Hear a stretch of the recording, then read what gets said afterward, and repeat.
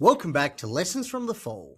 I want to talk about something that came across my desk this week that I haven't been able to stop thinking about. And it's one of those things where the more you sit with the numbers, the more uncomfortable you get. Not in a dramatic way, in a quiet, serious way, which is actually worse. 27 out of 28 South Australian government departments blew their budgets this year. South Australia's state debt is heading to $53 billion by 2030. And until now, there was no requirement, none, for any ministers to stand up and explain where the money went. I'll say that again, 27 out of 28 departments. Now, I run a lending business. I underwrite debt for a living.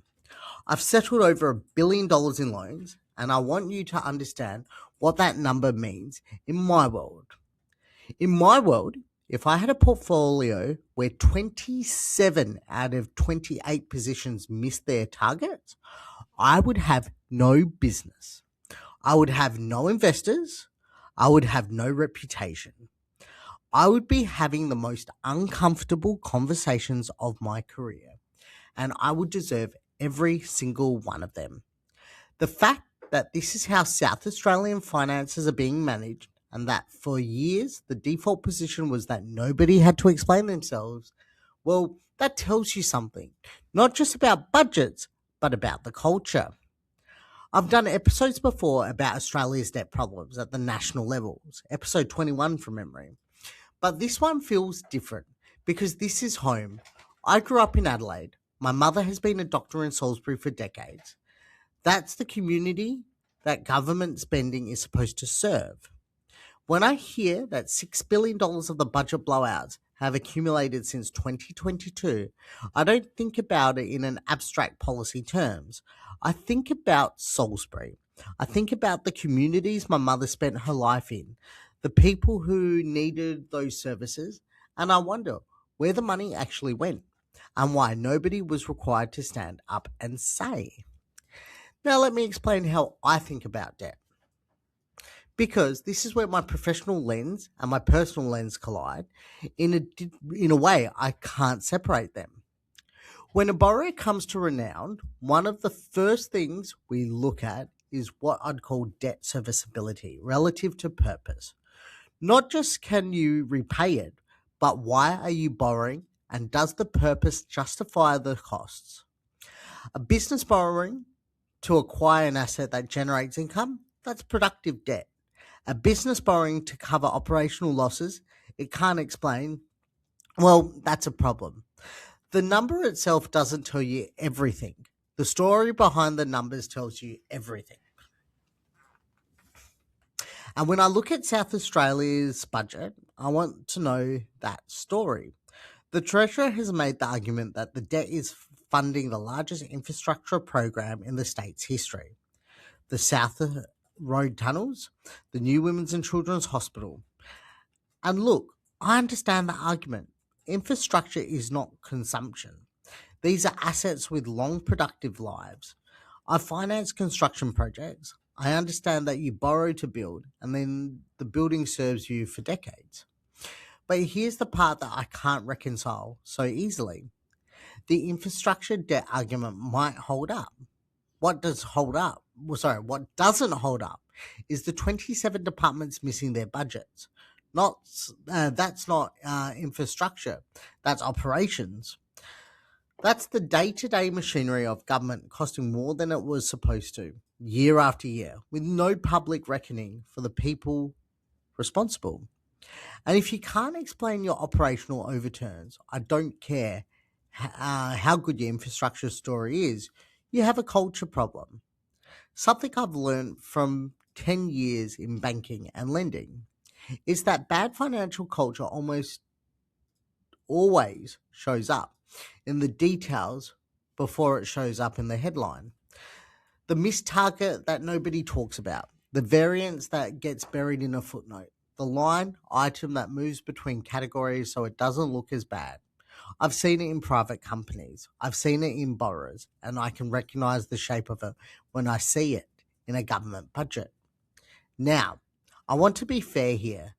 The opposition has introduced a public finance transparency bill this week, which would require ministers to explain budget blowouts to Parliament within a month and put out monthly statements on revenue, expenditure, and debt. And honestly, my reaction to this was, why is it not already law? Why are we at a point where requiring ministers to explain public money is considered a new idea worth legislating? The fact that it wasn't already a requirement tells you something about how normalized the lack of accountability has become. I've talked on this show many times about the difference between performing accountability and actually being accountable.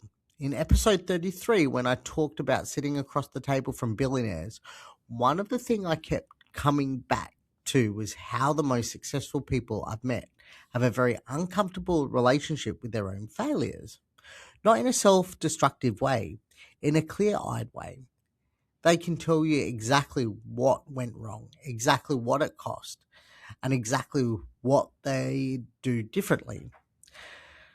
That capacity to look at a failure honestly and narrate it to a public, that's a muscle, and it must be exercised constantly or it will go hard. Governments, by their nature, are not structured to exercise that muscle. The incentive is always to minimize, to reframe, to point at the achievement and redirect attention from the cost. I get it. It's politically rational, but politically rational and physically responsible are two different things. And when they diverge as dramatically as they appear to have in South Australia, someone eventually pays the price. And it is rarely the people who have made the decision. Let me tell you who does pay, and this is where it gets personal for me again. I've done a whole episode on what I want my daughters to know. I recorded it last week, actually. And one of the things I said to my daughters was that the decisions made today have a cost that gets paid later. And I don't want them paying for the mistake I made. And then I read this week that South Australia is projected to hit $53 billion by 2030. My daughters will be in their teens when that debt reaches its peak. The people who are children today are the ones who will be spending their working lives servicing the consequences of decisions being made right. $53 billion sounds like a government number, an abstract figure. Let me translate it into the kind of language I use every day. At current borrowing rate, South Australia is paying billions annually just in interest, not principal. Interest. Money that produces nothing. Money that doesn't build a hospital or fix a road or fund a school. It just services the cost of having borrowed in the first place. Every dollar going to interest is a dollar not going somewhere it's needed. And that's the hidden tax that nobody votes on and nobody explains. Now, I'm not here to make this a purely political episode. I've always tried on this show to say things I actually believe, not things that align with any particular team. And that I actually believe is that this problem has been building for a long time across multiple governments. And the Liberals aren't proposing transparency bill out of pure altruism. They know it's good politics and as much as good policy. But good politics as much as good policy means issues later on. And the substance of what's being proposed, that ministers should explain where money went, that is just correct. That should happen. Full stop. Right now, the risk on South Australia's balance sheet is real. And the response to that risk, which appears to have been to not require anyone to explain themselves, is exactly the kind of thing that a private credit context would make me decline to lend. So, here's the question I want to leave you with. And I'm asking it as a business owner, as a lender, and as a South Australian. Who is accountable for? The politician who missed the budget has usually moved on before the consequences arrived. The department head who overran their allocation by hundreds of millions of dollars Are they still in the role? Do they still have their reputation, or did the system absorb the failure, redistributed the blame, and carry on as though 27 out of 28 is just one of those things that happen? In private lending, if I lose an investor's money through decisions I made that follow me, it will follow me for the next meeting, the next deal, the next conversation in a room where someone is deciding whether to trust me. That's how accountability should work. The consequences should be trackable back to the decision maker. The argument for government transparency bill at their core is not complicated. It's the same argument I make to every borrower who sits across from me.